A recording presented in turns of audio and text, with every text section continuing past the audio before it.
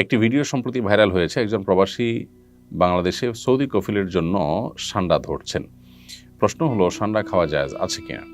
সান্ডা সাধারণত মরুভূমিতে হয়ে থাকে এবং এটি সরীসৃপ প্রজাতীয় একটি প্রাণী। এই সান্ডা খাওয়ার ব্যাপারে ৩ ধরনের হাদিস পাওয়া যায়। ৩ ধরনের হাদিসই আসলে বিশুদ্ধ। একটা হাদিসে নিষেধাজ্ঞা প্রমাণিত, আরেক হাদিসে রান্না করার পরে ফেলে দেওয়ার কথা প্রমাণিত আছে, আবার কোনো হাদিসে নবীজির সামনে সাহাবায়ে কেরামের খাওয়ার কথা বর্ণিত হয়েছে। তো এ সম্পর্কে নিষেধাজ্ঞার হাদিসটি বর্ণিত হয়েছে আবু দাউদে, যিনি বর্ণনা করেছেন আব্দুর রহমান ইবনে শিবিল রাহিমাহুল্লাহ, যে নবী সাল্লাল্লাহু আলাইহি ওয়াসাল্লাম আকলি লাহমিদ দব, নবী সাল্লাল্লাহু আলাইহি ওয়াসাল্লাম দব বা সান্ডার গোশত খেতে নিষেধ করেছেন। এটা পরিষ্কার নিষেধাজ্ঞা।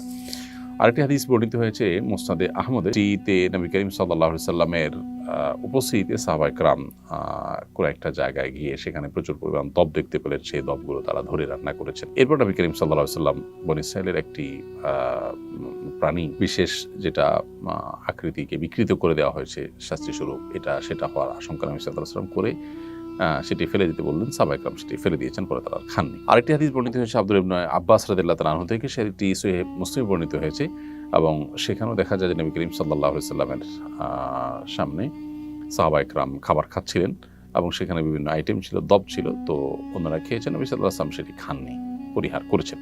তো ৩য় নম্বর হাদিস থেকে অনুমোদন বোঝা যায় এসব হাদিসগুলোই বিশুদ্ধ এবং এসব হাদিসগুলোকে সামনে রেখে পৃথিবীর সংখ্যাগরিষ্ঠ ওলামায়ে কেরাম বা বেশিরভাগ ইমামগণই দব খাওয়াকে জায়েজ বলেছেন।